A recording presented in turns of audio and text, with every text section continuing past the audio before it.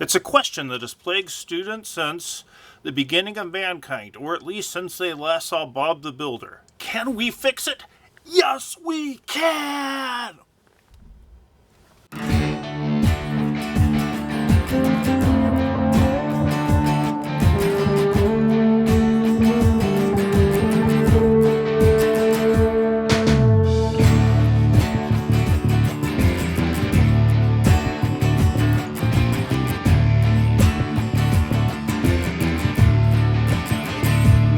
I bet you thought that after the last sample student essay, The Punks of Yesterday and Today, that we were only going to look at total dogs. Well, that's not necessarily the case. This one has problems, definitely, but it has a lot more potential than the last essay ever had. And that's what we're going to focus on this time, fixing the problems. So let's talk about the sample paper Animal Rights. It's not the best paper you'll ever see, but it's not the worst paper either. And the reason I like talking about this one is because going over it provides a really clear path in how to make this paper better. And it also tells you a lot about how paper should be structured to begin with. So let's look at the introduction. If you remember from our video on introductions, the three things an introduction is supposed to do is to introduce the subject, hook the reader, and spell out the thesis statement. So let's see how it does this. It starts out with a quote from historians Gary Marks and Douglas McAdam. They define a social movement as this. Then the next sentence, there are many thoughts as to when the animal rights movement began. Well, I don't know what the first sentence has to do with the second sentence at this point, so that's not really doing much to hook me or to introduce me to something. There are many thoughts. Passive verb time, people. Who's having these thoughts? That might actually be important for the case of the paper, and we don't know. It is reported that there were men such as Pythagoras who promoted vegetarianism as early as 200 BC. I don't know who's doing the reporting. Moreover, I don't know what vegetarianism has to do with social movements, which has to do with animal rights. So far, we haven't been hooked, and we have not been introduced to a subject. Then, the thesis, such as it is, there is no traditional view of animals. I don't know here. I mean, because saying there is not a traditional view of animals, well, one, if we just say, okay, sure, this is an argument, then we have a problem because we're going to have to prove that there's not one view of animals which has wide acclaim, and we're going to also have to define what in the heck traditional means. If what they're trying to say is that there's not a universal way how everyone looks at animals, is that an argument? Is there a possibility for debate there? That's a little bit of a problem, too, because if there's not a possibility of debate, then we don't have an argument at all. And if we don't have an argument introduced in the introduction, we don't really have an essay.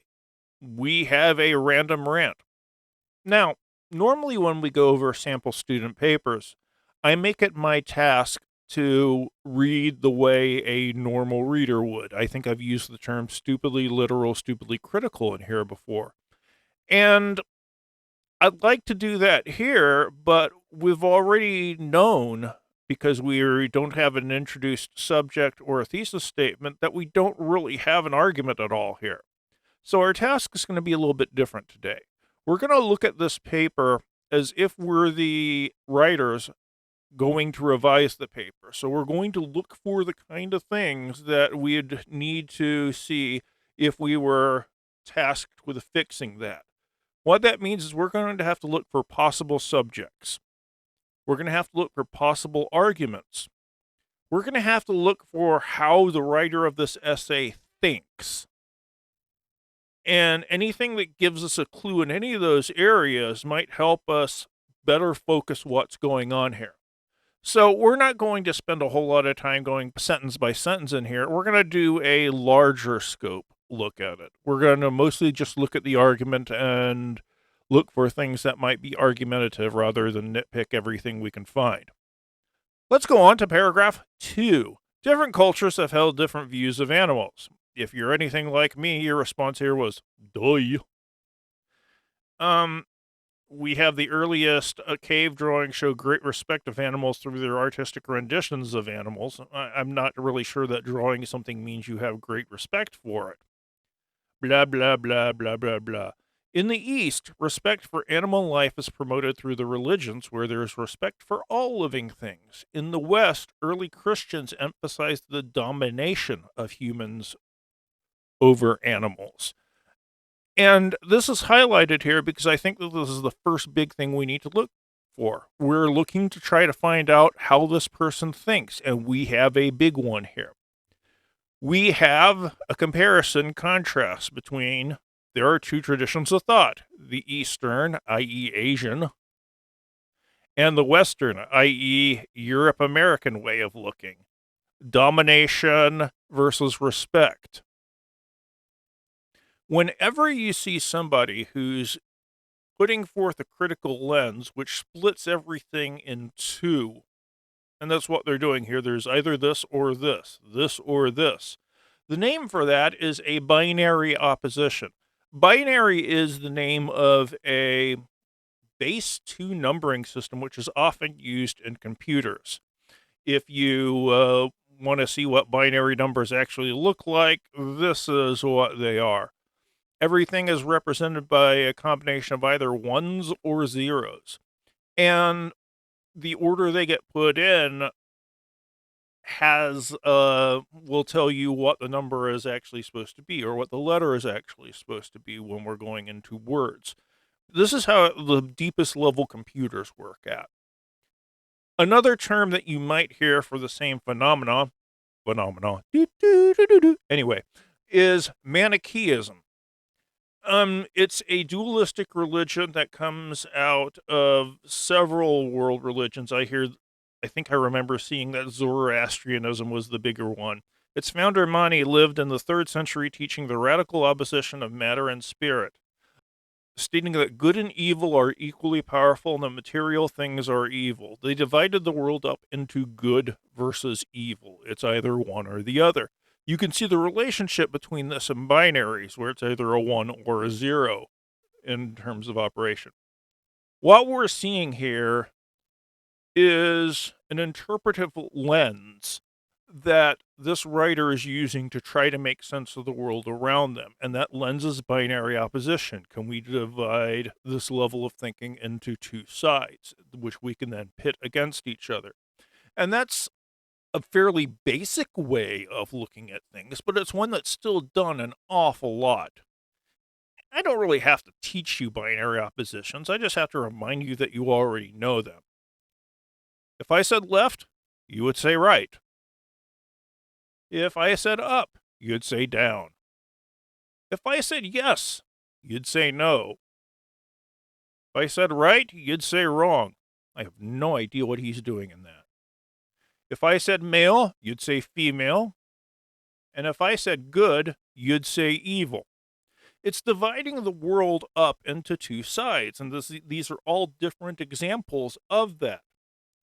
The good versus evil bit, though, introduces a slight wrinkle, because it's not just that the world is divided up into two sides. One side is always favored over the other.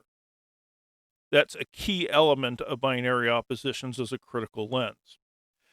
There are some problems with this as a worldview. One of the biggest problems is that things aren't as simple as that. There's an area of nuance that just dividing the world in half does not give you. For example, for a long time, male versus female was a set binary in a whole lot of people's minds. And it's really only been within the last 10 to 15 years that as a mass movement, as a popular movement, we're starting to acknowledge that gender might not be so cut and dry. When you divide it into the male versus female, masculine versus feminine thing, you're not only pushing everybody into one of two sides, you're also telling them that one side is going to be favored over the other. Binary opposition tends to play into power dynamics for a lot of people. So this is one of the things that this writer is doing, is employing a binary lens. At least we've seen it in the East versus West. We need to see if we see any more of it. Groups to protect animals began first in Great Britain in the 19th and 20th centuries. Okay. As early as 1911, the Animal Protection Act was passed in England, as the movement relied mostly on legislative changes as opposed to any kind of protest. We have another paragraph about Great Britain for some reason, and they're going into this long, drawn-out, this happened, then this happened section of the paper, but they brought out another opposition. They relied on legislative changes as opposed to protest. Because you do one or the other if you want change, right? It's another binary / player versus player kind of approach, pitting two sides against each other. You either do one or the other. After much destruction of research building, this group now turned to animal rescue in '74. I think they're talking about the Animal Liberation Front, ALF here. Henry Bergh founded the first anti-cruelty group in the United States. Okay, sure. Now we've just jumped over the shores. But in that paragraph, they go down to a distinction between animal rights and animal welfareists. The welfarists accept the idea that animals are human property and need to be treated humanely. The rights groups don't believe that animals are property of humans, and animals are full members of the moral community. Now, yes, this is another player versus player thing, binary opposition. But if we go back, it's the same binary we had in the East versus West thing.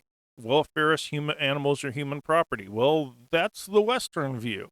Rights groups think that animals are full members of the moral community.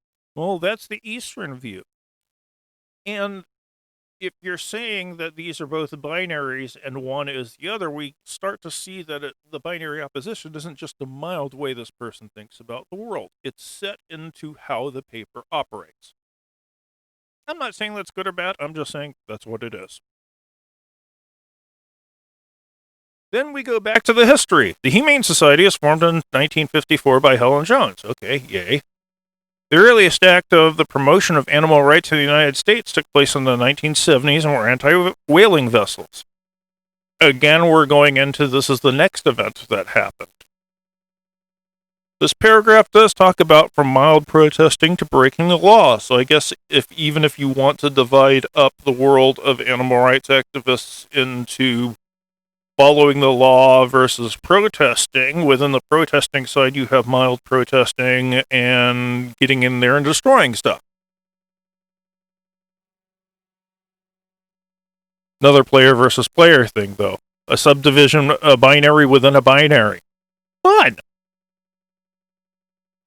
The most recognized groups of animal rights would be the earlier militant group known as the Animal Liberation Front and the more recent protesting group PETA, which stands for the People for the Ethical Treatment of Animals.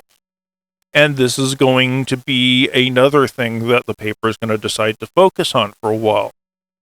There is an argument to be made that what we're really talking about here is another player versus player. I'm not saying that the writer of this paper says that all groups are either one or the other, but it's obviously standing in for the two big types of animal rights movements. ALF is considered the most radical group and remain underground because of their illegal activities, as opposed to PETA, which operates under the principle that animals are not ours to eat, or experiment on, or use of entertainment. Okay, we have the second group.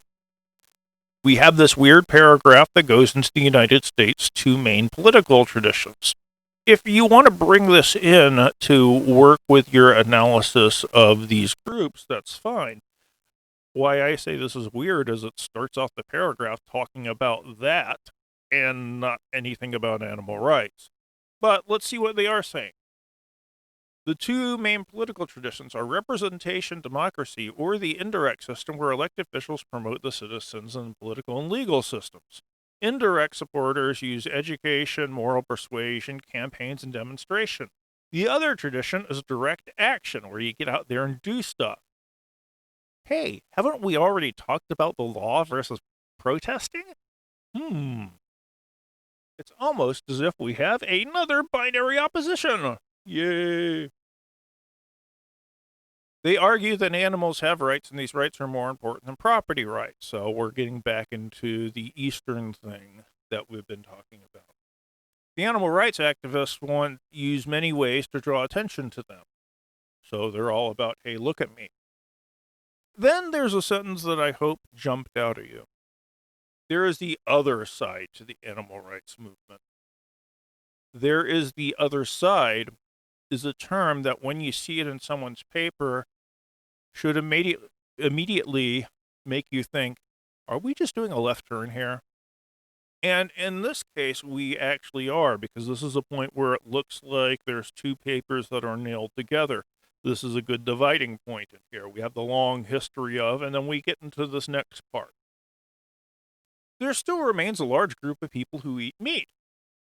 Okay. They are, for the most part, unconcerned about how their meat is raised and handled. The farmers are in charge of this area. And this is where this paper starts to really follow this second direction. No one else cares about the animals. The farmers have to. How long would animals live if they were abused? Now, I'm always a little bit freaked out when somebody starts refuting claims that nobody's made yet. I mean, if you're going to support farmers and say that they don't torture animals, you're obviously somebody out there who thinks that they do. But they have. How long would they live if they were abused? Farmers are paying high prices for land since the cities continue to infringe. It then behooves, get it? But it behooves the farmer to raise as much as they can on the pricing land they own. It requires them to put many animals in the barn, but then they are required to pay close attention to them and treat any sick or injured animals. They receive very good care. This is another thing when I'm looking for a subject to write about. They're refuting the claim that the animals aren't taken care of. Probably want to make a note of that. Indeed, farmers must treat sick animals. So obviously someone must be claiming there's not. Some of the protesters do not like pig crates that are used to farrow and birth pigs. And we go into that whole chapter about pig crates and how we think they're bad, but they're actually good. Incidentally, wouldn't pig crate be a good name for a death metal band? Anyway. Again, if they're supporting pig crates, somebody's got to be saying that it's bad. The animal research groups, we're not talking about the farmers still, but we're talking about people who use animals in important ways, are using animals to save lives. Okay? The people who are not part of the animal rights movement are quick to point out the hypocritical spending of their donations. So people who aren't animal rights people are going to say, hey, you animal rights people aren't spending your money all where it should be. And then the paper just mysteriously runs into the ground. Now, if we're to look at what actually happened in the paper, it's really two parts. The first part is all about the animal rights activists. The second part is about the people who really take care of animals. And those people are the farmers. Which side does this paper seem like they really want to fall down on? If you look, they start bringing in first person when they're talking about the farmers. They also start to engage a more argumentative structure when they're talking about the farmers. If it's a choice between supporting the farmers or supporting the animal rights activists, it's kind of obvious that the writer of this really supports the farmers. So, why don't we just do a paper about that? How farmers are the true people who look after animals, more so than the animal rights activists. That's what the person wants to write. And here's the thing. You can put together a great outline which does this and gives you just as much material as you had before. You're narrowing the focus, but you're allowing a more focused thesis. You gotta pick someone to argue against. Specific is always better. PETA is wrong. Where do we find out where PETA says what they say? And their anti-farmer claims is on their website and pamphlets.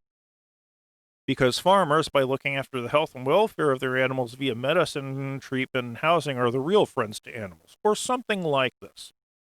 Now, in the original paper, the All About Animal Rights thing took up like 5 pages.